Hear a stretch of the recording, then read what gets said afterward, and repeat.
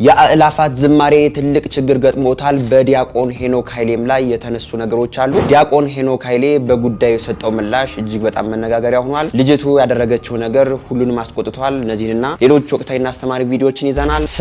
ሰላም እንደምን አላችሁ ቤተሰቦች? ቸሩ አምላክ እግዚአብሔር የተመሰገነ ይሁን። እጅግ በጣም ደህና ነኝ። ሁላችሁም እንዳላችሁበት የሰዓት አቆጣጠር እንደምን አላችሁ? ስለ ሁሉም ነገር እግዚአብሔር ይመስገን ልንል ይገባናል። ይህንን ቪዲዮ ላይክ አድርጋችሁ ለምትጀምሩ እጅግ በጣም እናመሰግናለን። እንደ ሁሌው ይህን ቪዲዮ 5000 ላይክ እንዲገባ በደንብ ላይክ አድርጉት። ባለፈው ቪዲዮአችን ጥያቄ ጠይቀን ነበር። ጥያቄውም ከበኩረ ዘማሪያን ኪነ ጥበብ ከዘመሯቸው መዝሙሮች መካከል 5ቱን ጥቀሱ ነበር። በጣም ብዙ ሰው ጥያቄውን ተሳትፏል። ግን እጣ የወጣለት አካውንት ይሄ ነው። ባለዚህ አካውንት የ500 ብር ካርድ ስላሸነፍ ከታች በምትመለከተው የቴሌግራምና የቲክቶክ አካውንቶቻችን ኮንታክት በማድረግ ሽልማትን መውሰድ ትችላለህ። ዛሬም በቪዲዮአችን ሽልማት ያለው ጥያቄ አለን። እስከ ፕሮግራሙ ፍጻሜ አብራችሁን ቆዩ። ወደ መጀመሪያው ርዕሰ ጉዳያችን ስንሄድ ይህንን ሰሞን እጅግ በጣም መነጋገሪያ ከሆነ ርዕሰ ጉዳይ መካከል የአእላፋት ዝማሬ ጉዳይ አንዱ ነው። የአእላፋት ዝማሬ መደረግ የለበትም። አሁን ኦርቶዶክሳውያን እየሞቱ እየተገደሉ ይገኛሉ። የአእላፋት ዝማሬ ከተደረገ ደግሞ ሁሉም ሰው ጥቁር ለብሶ ሊወጣ ይገባል የሚል ሐሳብን ያዙና የአእላፋት ዝማሬ እንደ ሁሌው ነጭ ለብሰን ነው ልናከብረው የሚገባ የሚል ሐሳብ የያዙ ሰዎች ይህንን ሰሞን በጣም ሶሻል ሚዲያ ላይ ክርክርን ይዘዋልና ይህንን አስመልክቶ የተላለፉ መልእክቶች አሉ። እስቲ ቪዲዮውን በዚህ እንጀምረው። የአእላፋት ዝማሬ ለመጀመሪያ ጊዜ በመስቀል አደባባይ ይቀርባል ተብሎ ይጠበቃል። ሁለቱን ዝግጅቶች በቦሌ መድኃኔዓለም የሚያከናውነው አእላፋት ዝማሬ በመንገድ ጥገና ምክንያት እንግዲህ በቦሌ መድኃኔዓለም ዘንድሮ ማስተናገድ እንደማይችል ነው እየተገለጸ ያለው። በዚህም ምክንያት በመስቀል አደባባይ ሊቀርብበት የሚችል ትልቅ እድል እንዳለ ነው የተገለጸው። ከዚህ በፊት ከነበሩትም የአእላፋት ዝማሬ ዝግጅቶች እጅግ በላቀ መልኩ ብዙ ተሳታፊዎች ይገኛሉ ተብሎ ነው የሚጠበቀው። እናንተስ የዘንድሮ የአእላፋት ዝማሬ ለመሳተፍ ዝግጁ ናችሁ? ይህንን ጉዳይ እንደተመለከታችሁት ሀሳብና አስተያየቶቻችሁን ኮሜንት ላይ ጻፉልን። ወንድማችን እንደሰማችሁት ነው እንግዲህ የአእላፋት ዝማሬ ጀምረው 2016 ዓመተ ምህረት እንደሆነ ይታወቃል። 2016 ዓመተ ምህረት ላይ በመስቀል አደባባይ ነው የጃንደረባው ትውልድ ሊያደርገው አስቦ ነበር። ግን ደግሞ መንግስት ሳይፈቅድ ቀርቶ ወደ ጃን ሜዳ ሄደ። እንደገና ደግሞ ጃን ሜዳ አልተፈቀደም፣ ወደ ቦሌ መድኃኔዓለም መጣ። ለሁለት አመታት ቦሌ መድኃኔዓለም ላይ ተደርጓል። አሁን ላይ እንግዲህ ድሮ 2016 ዓመተ ምህረት ላይ ለምንድን ነው መስቀል አደባባይ የተከለከለው? አሁንስ ለምንድን ነው የተፈቀደበት ዋና ምክንያት የሚሉ ሐሳቦች ነው ያከራከሩ በዋናነት የሚገኙት። አሁን 2018 ከገባ ጀምሮ ቀን በቀን ኦርቶዶክሳውያን እየታረዱ ይገኛሉ። በጣም ብዙ ኦርቶዶክሳውያን ሙተዋል። በጣም ብዙ ህፃናትም ያለ እናት ያለ አባትም ቀርተዋል። አካል ጉዳተኞች ህፃናትም እንዳሉ ይታወቃል። ይህንን ማስመልክቶ ኦርቶዶክሳውያን መሞታችን አሁን ላይ ኦርቶዶክሳውያን በኢትዮጵያ እየኖሩ እንዳልሆነ የሚያሳዩ ነገሮች በዓለም መንግስት ይታወቅልን በማለት በጣም ብዙ ነገሮችን ያደረግነ እንደሆነ ይታወቃል። በአሜሪካም ያሉ በሌሎች ሀገራትም ያሉ ኦርቶዶክሳውያን በየቢሮዎች እየገቡ በኢትዮጵያ ኦርቶዶክሳውያን መኖር አልቻሉም፣ በዚህ መልኩ ነው እየታረዱ የሚገኙት የሚልን ነገርን ያነሱ ይገኛሉ። በዛም ደግሞ በጣም ብዙ ምላሾች መጥተዋል። የአእላፋት ዝማሬ አሁን ላይ ከቦሌ መድኃኔዓለም ወጥቶ ወደ መስቀል አደባባይ በዋናነት የመጣበት ምክንያት በቃ በዓለም መንግስት እኛ ኦርቶዶክሳውያን እየሞትነ ነው እየተገደልነ ነው ብለን በጣም እየጮህነ ስለነበር አሁን ላይ በዛም ቦታ ላይ እኛ ነጭ ለብሰን ስንመጣ ግን እኛ የሞትን ሳይሆን በቃ ተመችቶን የኖርን የሚመስላቸው የሚል ሐሳብን የሚያነሱ ወንድሞቻችን አሉ። እኛ ኦርቶዶክሳውያን በቃ የልደት በዓል ነው፣ የልደት በዓል ደግሞ በደስ ብሎን ነጭ ለብሰን በደስታ ልናከብረው ይገባል የሚሉ ሐሳቦች ተነስተዋልና እስኪ ይህንን ሐሳብ ከሚቃወሙ ሰዎች መካከል እስኪ አንድ ቪዲዮ ላሳያችሁ። ሞታችንን አላወቀውም ይሆን አልተረዳውም ይሆን? ኦርቶዶክሳውያን ባለማተቦች በአራቱ መቅደጫ ሲገደሉ አላየም ይሆን? ካህናት አባቶቻችን ሊቀድሱ ሲገቡ ቀድሶ ሲወጡ በድንጋይ እየተጨፈጨፉ ጥይት እንደውሃ እየተርከፈከፈባቸው ሲገደል አላየም አልሰማም ይሆን? አርሲ ላይ የሚገደሉት የሚጨፈጨፉት ኦርቶዶክሳውያን ባለማተቦችን አላወቀም ይሆን? መገደላቸውን አልሰማም ይሆን? በአእላፋት ዝማሬ ስም አጀንዳችንን ለማስቀየር ይኸው እየተማሟቱና እየተጣጣሩ ይገኛሉ።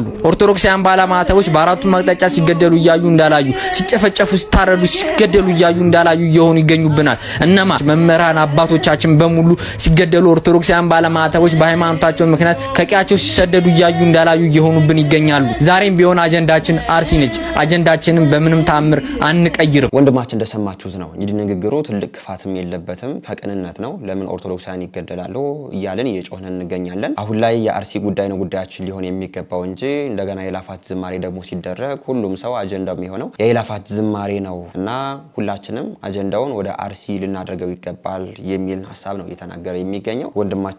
አሁንም ቢሆን ከቅንነት ወይም ደግሞ ኦርቶዶክሳውያን በመሞታቸው ሁላችንም ይጸጽተናል። ሁላችንም ኦርቶዶክሳውያን ለምን ሞቱ ብለንም ጥያቄ ጥያቄያችንን እናቀርባለን ግን ደግሞ ይህንን የአእላፋት ዝማሬ እኛ ኦርቶዶክሳውያን ባለማድረጋችን የሚቀርሞት አለ ወይ ብለን ደግሞ ራሳችንን ልንጠይቀው ይገባል ዛሬ እንግዲህ ትናንትና አንድ ኦርቶዶክሳዊ ሞቷል በዛው በአርሲ ከዛ በፊትም ካህናት ሞተዋል ግን ደግሞ ሲሞቱ የአእላፋት ዝማሬ አልተደረገም በቃ ሞቱ ተባለ እኛም በቃ ስለቻችን በቃ ስለነዛም ሰዎችም እያወራን አይደለምና አሁን ላይ የአእላፋት ዝማሬ ቢቀር የኦርቶዶክሳውያን ሞት ይቀራል ወይ አሁንም ቢሆን የነዚህን ኦርቶዶክሳውያን ሞት እኛ አጀንዳ እናደርገዋለን ወይ የሚለው ነገር በጥያቄ ምልክት የሚገባ ጉዳይ ነው ብዬ ነው ሲንቀጥል ቪዲዮአችን የአእላፋት ዝማሬ መቆም አለበት ወይም ደግሞ አለባበሱን መቀየር አለበት በቃ የእኛ የአርሲ ኦርቶዶክሳውያን አጀንዳ ተቀየረ በቃ ሁሉም ነጭ ለብሶ ደስተኛ ሆኖ ሊዘምር በአእላፋት ዝማሬ የተዘጋጀ ነው ያሳዝናል በጣም የአርሲ ኦርቶዶክሳውያን መከራና ስቃይ ሰቆቃ ዛሬም አልቆመም በጣም ነው የሚገርመው የኢትዮጵያ ኦርቶዶክስ ተዋሕዶ ቤተክርስቲያንን በዓለም አደባባይ እንድትታይ ካደረጉ ከቅርብ ጊዜ ስራዎች ከተሰሩ ስራዎች መካከል ጃንደረባው ትውልድ የሚያዘጋጀው በእነ ዲያቆን ሄኖክ ኃይሌ የሚመራው አእላፋት ዝማሬ አንዱ ነው ታዲያ ዘንድሮስ እንደዛ ዓለም ጉድ በሚያሰኝ በሚገርም የደስታ የዝማሬ ጊዜ ነው የሚያልፈው እንደዛ ነው እንደሚታወቀው የአርሲ የኛን ጉዳይ በከፍተኛ የሚዲያ ዘመቻ ለተወሰነ ጊዜ ቢሆንም አብዛኞቹ የረሱት የዘነጉት ቢሆንም እስከዛ ድረስ ጊዜ እስከ ውጪ ድረስ በቀደም እንደውም የውጪ ሹፋን የውጪ ሀገር ሹፋን በቀደም ያወጣው መግለጫ አይታችኋልና ኢትዮጵያ ውስጥ የኢትዮጵያ ኦርቶዶክስ ተዋሕዶ ቤተክርስቲያን መከራና ስቃይ እያሳለፈች ነው በተለይ አርሲ ኦርቶዶክሳውያን እንደ ጤዛ እየረገፉ ነው የሚለውን ሪፖርት ተቀርቦ የውጪው ዓለም እየተቀበለውና ትኩረት እያገኘ ባለበት በዚህ ሰዓት ደግሞ የአእላፋት ዝማሬን በሚገርም ድባብ ለማዘጋጀት እንደውም ከዚህ በፊት ከተደረጉት ድባብ በበለጠ ለማዘጋጀት ሽርጉድ እየተባለ እንደሆነ አዲስ አበባ ዙሪያ ላይ የተሰቀሉ ባነሮችን ለማየት ብቻያለሁ እኔ በግሌ ማለት በአጋጣሚ አይጋጭም እዛ ጋር በታላቁ ዓለም አቀፍ ዘመቻዎች ተደርገው ሚዲያ ሁሉ የኢትዮጵያ ኦርቶዶክሱን የውጪ ሚዲያዎች እስኪዘግቡ ድረስ እየተደረሰ ባለበት በዚህ ሰዓት ነጭ ተለብሶ ልክ በፊት እንደተደረገው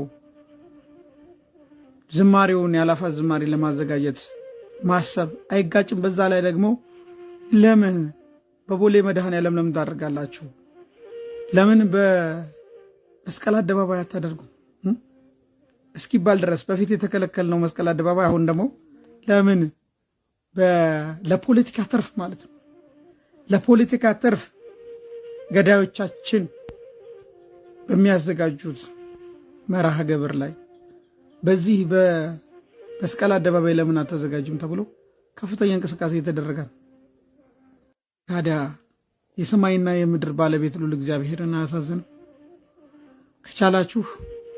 ከቻላችሁ ጥቁር ለብሳችሁ ዝማሬው አይቀር የአእላፋት ዝማሬ አይቀር እንዲቀርም አልፈልግም ነገር ግን ነጭ እዛ ላይ የምትገኝ ኦርቶዶክሳውያን ነጭ ለብሰ ሳይሆን ጥቁር ለብሰ አይ ነው እንደማይፈቀድላችሁ ጥቁር መልበስ እንደሚያሳዘር ይታወቃል ግን ሁሉም ከታች ጥቁሩን ለብሶ ከላይ ነጩን ለብሶ ልክ እዛ ቤተክርስቲያን ሲሄድ ነጩን ገፉ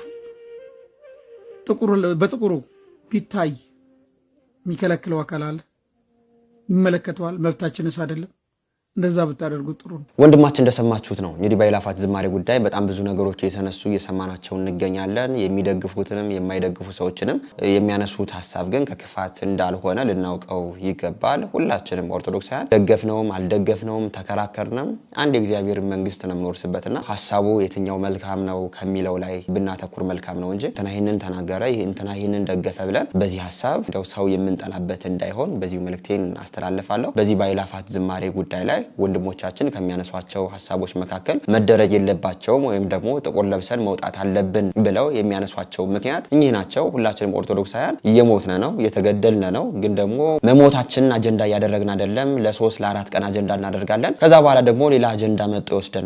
አሁንም ቢሆን የአርሲውን ጉዳይ አጀንዳ አድርገን ሳለ የአእላፋት ዝማሬ ሲደረግ አጀንዳችን የሚሆነው የአእላፋት ዝማሬ ነው። አብሶ በዓለም አቀፍ ደረጃ ኦርቶዶክሳውያን እንዴት እየሞቱ እንደሆነ እየተገደሉ እንደሆነ ተንጫጭተን አሳውቀናል።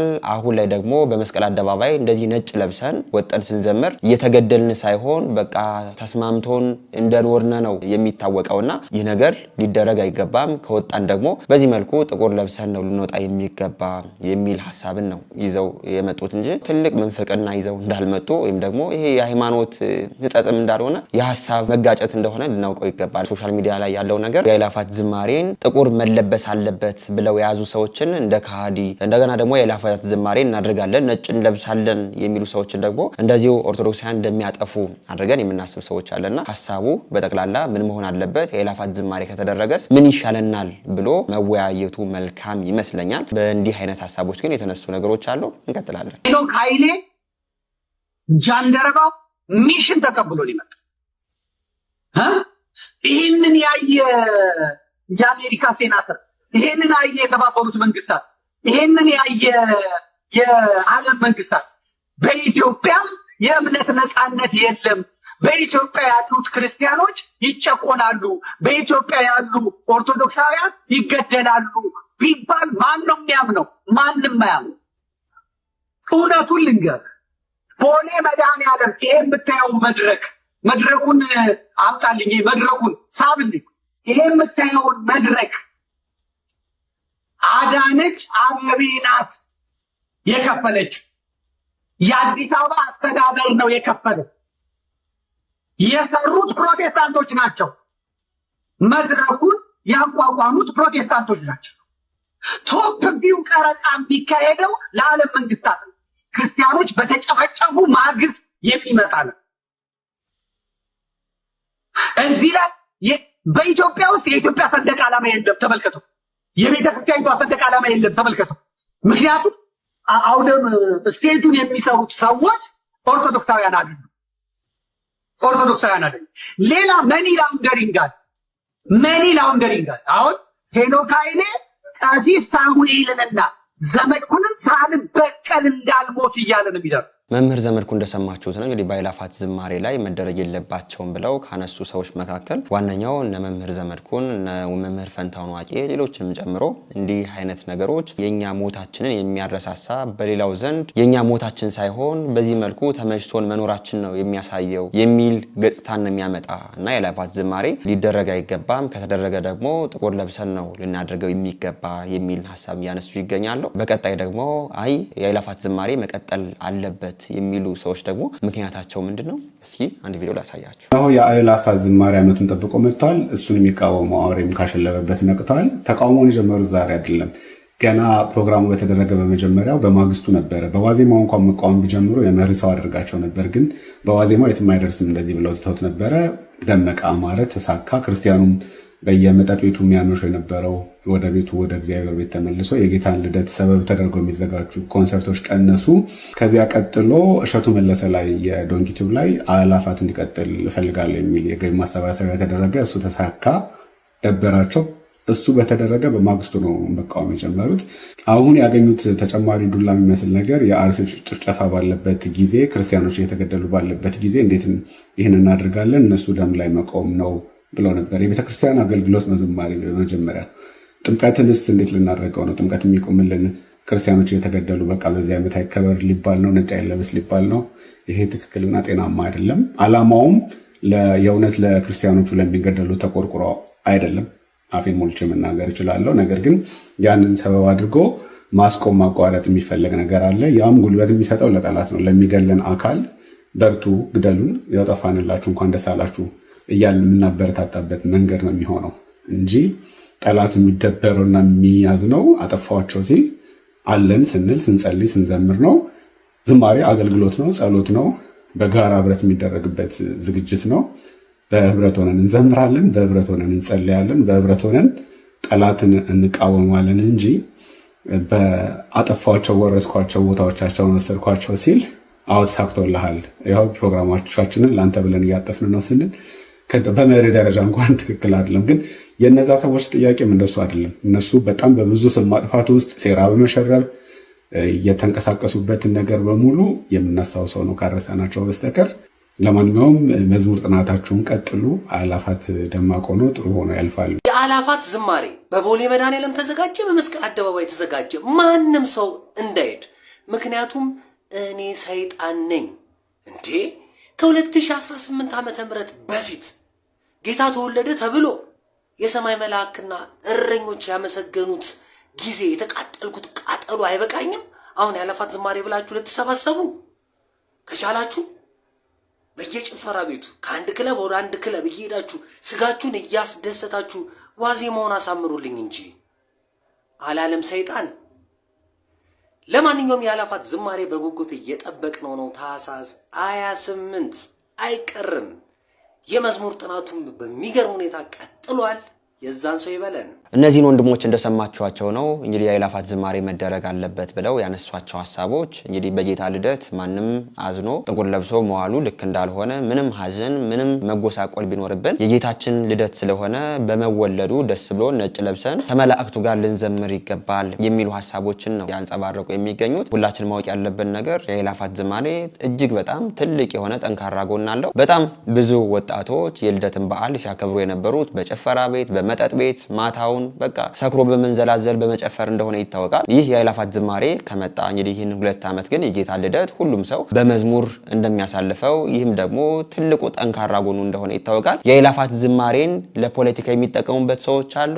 አዎ ለፖለቲካ የሚጠቀሙበት ሰዎች አሉ። አሰፍስፈው ኦርቶዶክሳውያን እየሞቱ አይደለም በዚህ መልኩ ተመችቷቸው ነው የሚኖሩት የሚለውን ነገር ለመዘገብም በጣም ያሰፈሰፉ ሚዲያዎች አሉ። እነዚህ ያሰፈሰፉ ሚዲያዎች ደግሞ እኛ ኦርቶዶክሳውያን ስንሞት ስንታረድ የማይዘግቡ ግን ደግሞ ደስታችንን የሚጠባበቁ ደስተኛ ሳንሆን ግን ደግሞ ደስተኛ ናቸው ብለው ለዓለም ሕዝብ ለማንጸባረቅ በጉጉት የሚጠብቁ ሰዎች አሉና ይህ ስራ ሊሰራበት ይገባል። በአላፋት ዝማሬ ይደረግ። በሚደረግበት ሰዓት ግን አሁንም ቢሆን ኦርቶዶክሳውያን የተጨፈጨፉ መሆናቸውን የሚያሳይ ነገር ያስፈልገናል የሚልን ሐሳብ ብንይዝ መልካም ነው ላለው እኔ በአላፋት ዝማሬ ያለኝ አቋም ምንድነው የሚለውን ነገር እስኪ አንድ ወንድሜ እጅግ በጣም በዝርዝር የገለጸው ነገር አለ። ይህን ቪዲዮ አንዴ ላሳያችሁ።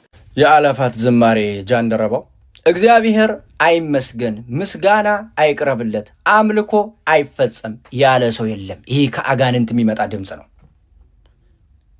እያልን ያለ ነው ወይም እየተባለ ያለውና ትክክለኛውም ኦርቶዶክሳዊ ማለት ያለበት በዚያ ቀን እድሉን ተጠቅሞ የታረዱትን የተገደሉትን በስሙ በእሳት የተቃጠሉትን ለዛውም ደግሞ እስኪ አንድ ጥያቄ ልጠይቃችሁ።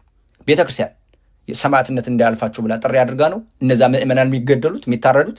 ፈልገውት ነው? እንደ ሰማዕቱ ቅዱስ ጊዮርጊስ ወደ ሰባው ወደ እነዛ ነገስታት ሂዶ እንደተዋጋቸው ረዱኝ ግደሉኝ እንዳለው እንደነሱ ነው የሄዱት?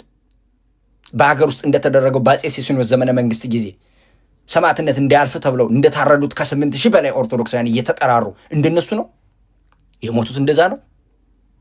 አቅም ጠፍቶ ሩጦ ማምለጥ አቅቷቸው ለልጆቻቸው መሰንበት ፈልገው እንዳንተ ልጆቻቸውን አቅፈው መሳም ፈልገው አቅም ስለጠፋ አለሁላችሁ የሚላቸው ስለጠፋ ነው ተፈልገው ተይዘው እየታረዱ ያሉት። ይህን በኢንተርናሽናል ደረጃ ሞታችን ታውቆ ይህን የሚፈጽም አካል ተጠያቂ እንዳይሆን ግን ይህን እድል ትናንትና ቦሌ መድኃኔዓለም ግባ አይቻልም ብለው የገዛ ቤትን አስለቅቀው መስቀል አደባባይን እዛ ውስጥ አጉረው የነበሩ ሰዎች ዛሬ ስፖንሰር አድርገው ኮንግራቹሌሽንስ እና ህዚህ መተዘምር ብለው በካሜራ ሲቀርጹ ትክክለኛ ነገር እየተፈጸምክ ነው የሚመስል። እሺ ችግር የለም። አሁን እኮ አይደረግ ማለት እኮ አይደለም። ያገኘውን እድል ግን ካልተጠቀምክ የውሸት ነው የምታስመስለው ነው የምልህ። አስመሳይ ነህ፣ ከገዳዮች አትበልጥም ነው የምልህ ያለሁት። ፋክቱ ይህ ነው። ትክክለኛ ከሆነ ግን የሞቱት እየታሰቡ እየተነባ አንተ ሆይ እስከ መቼ ዝም ትላለህ? ተነስ እየን ተመልከተን ስለ ስምህ የምንሆነውን እባክህ ዝም አትበል ተብሎ መነገር አለበት፣ መለመን አለበት። ቅዱስ ዳዊት ተነስ እንደሚለው ሰማዕታቱን አዎ የሚያቀዳጅ አምላክ አላቸው። ግን እሳ ፈልገውት ነው ሄዶ የሚሞቱት የሚታረዱት አይደለም። መቆየት ሰንብተው መቆየት ፈልገው መሰንበት ለልጆቻቸው ፈልገው ነው የሚሞቱት አቅም ስለጠፋ። እነዚህን ኦርቶዶክሳውያን ፕሮቴክት የሚያደርግ አካል እስኪገኝ ድረስ ግን ጩኸታችን በደንቡ ነው መሰማት አለበት። ይህን እድል ተጠቀሙት። እስኪ እንጠቀመው። ጥቁር በጥቁር ለብሳችሁ እስኪ እነሱ ስታስቡ ስታለቅሱ ዋሉ። እስኪ እናልቅስ። ትክክለኛ ከሆነ ነጭ ነጭ ለብሶ ጧፍ አስይዞ ካሜራ ቀርጾ በኢንተርናሽናል ደረጃ እኮ ዝም ብሎ እኮ ነው የሚለፈልፉት። አሜሪካ ኮንግረስ አባሎች ሴናተሮች ጋር ተገናኝተው ሁሉ ያወሩት ሁሉ የፖለቲካ ይዘት ነው ብለው ከዛ በኋላ በኢንተርናሽናል ደረጃ ያንን ነገር አስገብተው ምናምን የኛን ጩኸትና ድምጻችንን አፍነው ይህን ጉዳይ ኮላፕስ ካደረጉት ከገዳዮች ተለይታችሁ አትታዩም። ስም ዝርዝራችሁ እየተለጠፈ ማለት በቃ ተይዞ ማለት ዶክሜንት ተደርጎ ከዚህ ሁሉ ጭፍጨፋ ጋር ተገናኝቶ ስማችሁ ለዘላለም እንዲሁ ነው ይቀራል። ፋክቱ ይሄ ነው። በዚህ ጉዳይ ላይ ሊድ የምታረጉ ሰዎች ማለት ነው አስቡ። ማረና ሲደረግ እንኳን ስማቸው እየተጠቀሰ ነው ትክክለኛ መሆን ያለበት። ቤተክርስቲያን አሁን ስማቸውን አውስታ ታውቃለች? በየቅዳሴው በየእንትኑ የለም። ችግር የለውም። አያችሁት? ትናንትና ምእመናን እየሞቱ ነበር አይደል? በምእመናን እየጮሁን ነበር አቤት አቤት እያልን። አሁን ወደ ቤተክርስቲያን አስተዳዳሪዎች መጣ። ቀጣይ ደግሞ ወደ ሊቃነ ጳጳሳት ይመጣል። የዛኔ በቃ እየዘመርን መግባት ነው።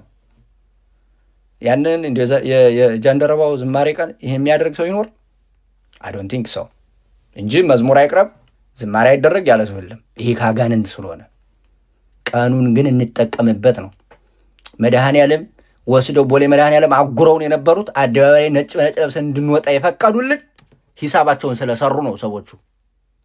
ሌላ ምንም ጥያቄ የለውም። ፋክቱ ይሄ ነው። እና እንደው ያልተባለውን እያላችሁ አታስመስሉ።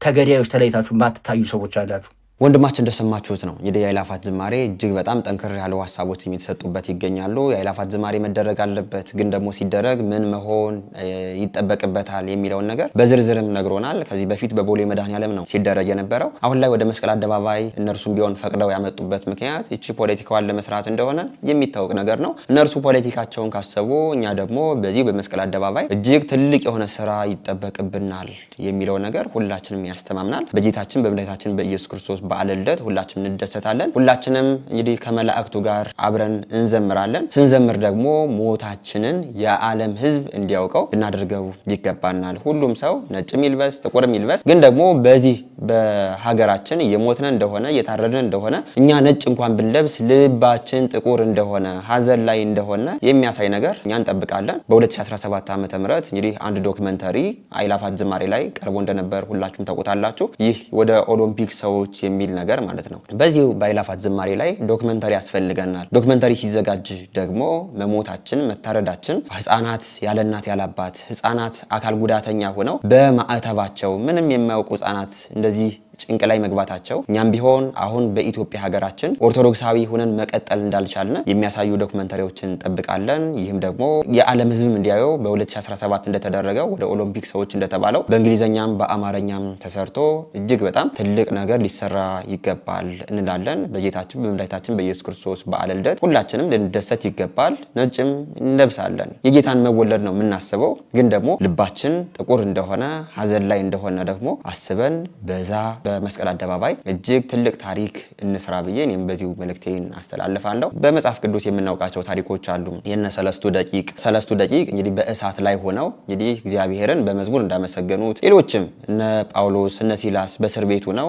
እግዚአብሔርን በመከራቸው ጊዜ ሁሉ እንደዘመሩለት እንዳመሰገኑት ሁሉ እኛም መከራ ላይ ነው ያለነ፣ ችግር ላይ ነው ያለነ፣ መታረድ ላይ ነው ያለነ፣ ግን ደግሞ እግዚአብሔርን ደስ ብሎ እናመሰግነዋለን። ለዓለም ህዝብ ደግሞ እኛ በኦርቶዶክሳዊነታችን እየተገደልን እየሞት በቃ መኖርም እንዳልቻል የምናሳይበት ትልቅ እድል ነው ብዬም አስባለሁ። እንግዲህ ከዚህ መርሰ ጉዳይ ሳንወጣ በአእላፋት ዝማሬው ጥቁር መለበስ አለበት እንደዚህ መደረግ አለበት እያሉ የሚቃረኑ ሰዎች ከዚህ በፊት እንዲህ አይነት ሰዎች እንደሚመጡ ዲያቆን ሄኖክ ኃይሌ በትምህርቱ ተናግሮ ነበር እያሉ ወሬው እንዲና እንዲህ የሚያደርጉ ሰዎች አሉና እስኪ ከዚህ በፊት ዲያቆን ሄኖክ ኃይሌ ምን ብለው ነበር? አንድ ቪዲዮ እስኪ ላሳያችሁ። ሴራ ተንታኞች አሉ። የቤተክርስቲያን አገልግሎት ስታገለግሉ ሰዎች ሐሳብ ተቃውመው እናንተን ተቃውመው አልችል ሲሉ ሂድን አጀንዳ አላቸው ከጀርባ። አንተ ሞኝ ነህ መዝሙሩን ነው የምታየው፣ አንተ ሞኝ ነህ ትምህርቱን ነው። ከጀርባ ብዙ የሚሰራ አለ ሴራ የሚላል። ሰዎች ሐሳብ የሚቃወሙት ሐሳቡ ጥሩ ስላልሆነ ሳይሆን ሐሳቡን እነሱ ስላላመጡት ከነሱ ስላልመጣ። ይሁዳን ታስታውሱታላችሁ? መልካም ሐሳብ መስሎ ሽቶ አምጥታ አፈሰሰች ለጌታ አይደለ? ባለ ሽቶ ማርያም ምን አለ ይሁዳ? ሐሳብ ሰጠ። ይህ ሽቱ ለድሆች ቢሰጥ ይጠቅም ነበር አለ። ግን ለድሆች አስቦ አይደለም። ጥሩ ሐሳብ ነው ያቀረበው፣ ነዳያን ይረዱ ነው ያለው። ግን ለድሆች አስቦ አይደለም። ብዙ ጊዜ ሐሳብ የምንቃወመው ሐሳቡ መጥፎ ስለሆነ አይደለም። እንግዲህ መምህር ዲያቆን ሄኖክ ኃይሌ የተናገሩት ነገር ይህንን ይመስላል። ይህንን ትምህርት ደግሞ ያስተማሩት ከ7-8 ወር በፊት ነበር። በሰንበት ትምህርት ቤት አገልግሎት አንድ አገልጋይ ምን አይነት ፈተናዎች ይገጥሙታል ብለው የነህምያን ታሪክ አንስተው ያስተማሩት ትምህርት ነበር። ግን አንዳንድ ሰዎች ደግሞ እንደው ይህንን ሰሞን የአእላፋት ዝማሬ ላይ አንዳንድ ነገር በመነሳቱ የተናገሩት ነው እያሉ ሚዲያ ላይ ያራገቡት ይገኛሉ። ይህንን ሰሞን ሳይሆን ከዚህ በፊት ያስተማሩት ትምህርት እንደሆነ እንግዲህ እንድታውቁት ይገባል። ከዚህ ከአእላፋት ዝማሬ ጋር ግን እንደው አእላፋት ዝማሬ እንደዚህ መሆን አለበት እያሉ ሲቃወሙ የነበሩ ያንንም ደግፈው ደግሞ ሲናገሩ የነበሩ ሰዎች ሁሉም ከቀናይነት ነው እንጂ እንደው አእላፋት ዝማሬ እንደዚህ አይደለም ጥቁር መለበስ አለበት ያሉ ሰዎች የሚነቀፉ የኦርቶዶክስ ጠላት የሆኑ አእላፋት ዝማሬ መደረግ አለበት ነጭ መልበስ አለብን ያሉ ሰዎች ደግሞ በኦርቶዶክሳውያን ግድያ ደስ የሚላቸው አርገን የምናይ ሰዎች ካለን ግን ልክ አይደለም። የአእላፋት ዝማሬ ሚዜ መደረጉ አይቀርም። ሲደረግ ደግሞ ያንን ሰዓት አሁንም ቢሆን ድምጻችን የምናሰማበት የኦርቶዶክሳውያን ግድያ በጣም በዓለም ደረጃ ጮክ ብሎ የሚሰማበት በጣም ብዙ ነገሮች የሚተላለፉበት እንዲሆን ሊሰራበት ይገባል የሚል ሐሳብ አለኝ። ሌሎች ሐሳቦች ካላችሁ እናንተም ኮሜንት አድርጉ። በዚህ በአእላፋት ዝማሬ እኔ ያለኝ አስተያየት ይህንን ይመስላል ለማለት ነው። ወደ ሌሎች ቪዲዮዎች እንሄዳለን። ወደደን አላ ወደደን ለኛ መረጠ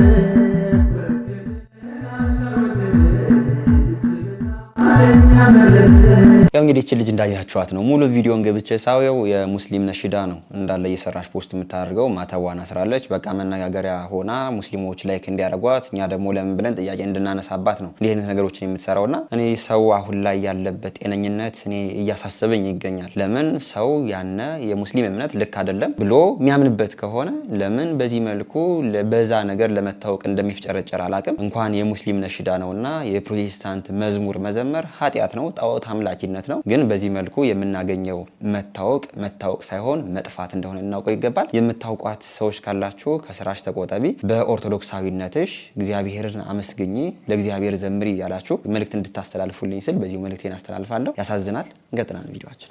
አንዳንድ ስህተታችሁን ለማብራራት አትሞክሩ። ተሳስቻለሁ ነው አለቀ በቃ። ሲነግሯችሁ አንዳንድ ሰው እንደዚህ እኮ አይደለም እንደዛ ሰዎች በድለሃል ስትባሉ አጥፍታችኋል ስትባሉ እንኳን በደለኛ የሆንከው ቅዱሳን እንኳን አዎ ነው የሚሉ በቃ መጀመሪያ ነገር። ከዛ ቤት ሄደ ራስን ትመረምረዋለህ።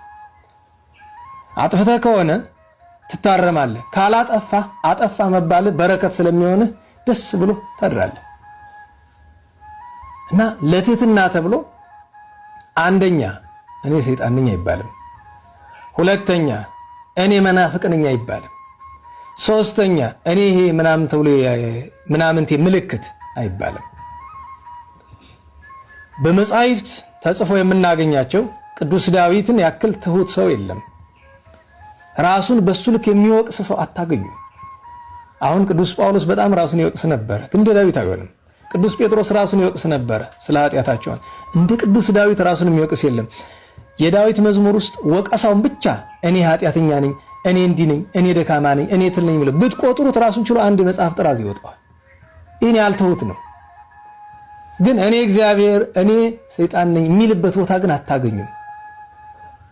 እኔ መናፍቅ ነኝ የሚልበት ግን አታገኙም። ለዛ ነው አባታችን አባ አጋቶን 30 ዘመን ድንጋይ ጎርሶ ሲኖር ድንጋዩን አወጥቶ መልስ የሰጠባት ብቸኛዋ ስፍራ አንተ መናፍቅ ነህ ሲባል ነው አይደል?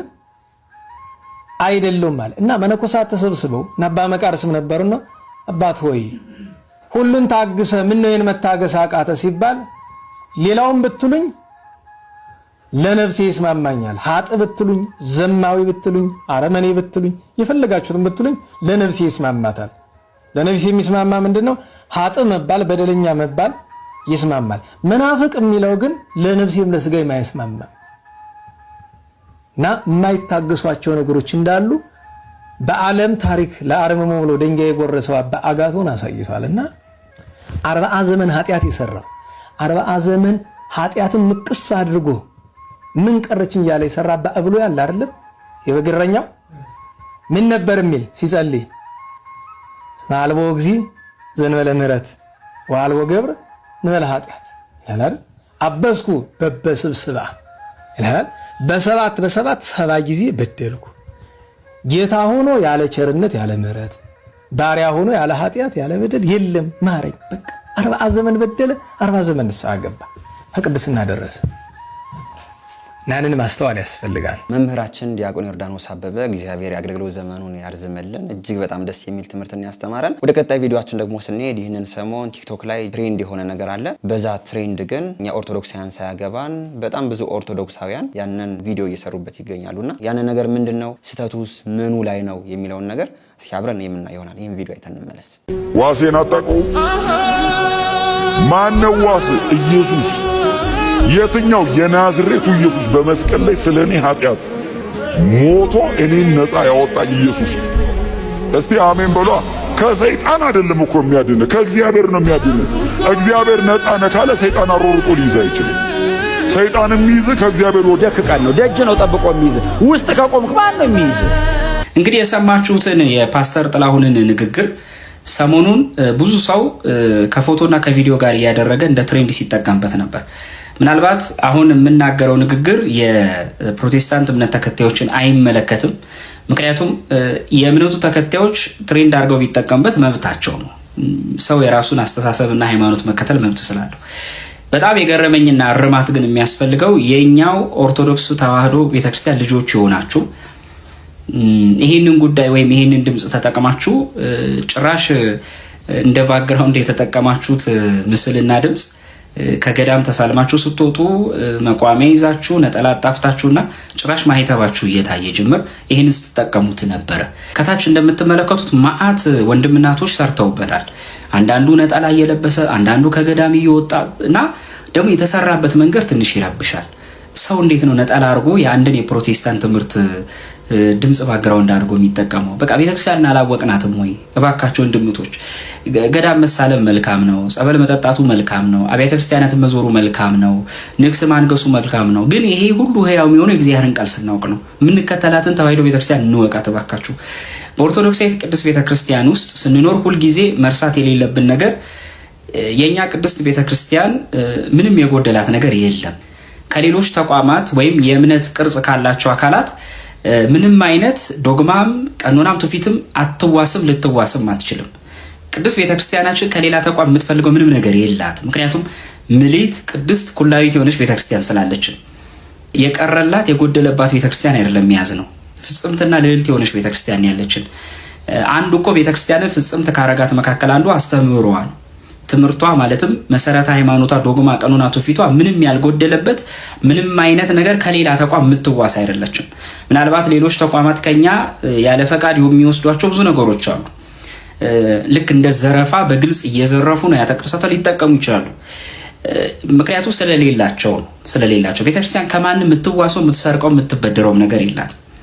ስለዚህ ይሄን የምታረጉ ወንድምቶች ያለ ማወቅም ከሆነ እንደው ንስሐም ግቡበት፣ አስተካክሉት።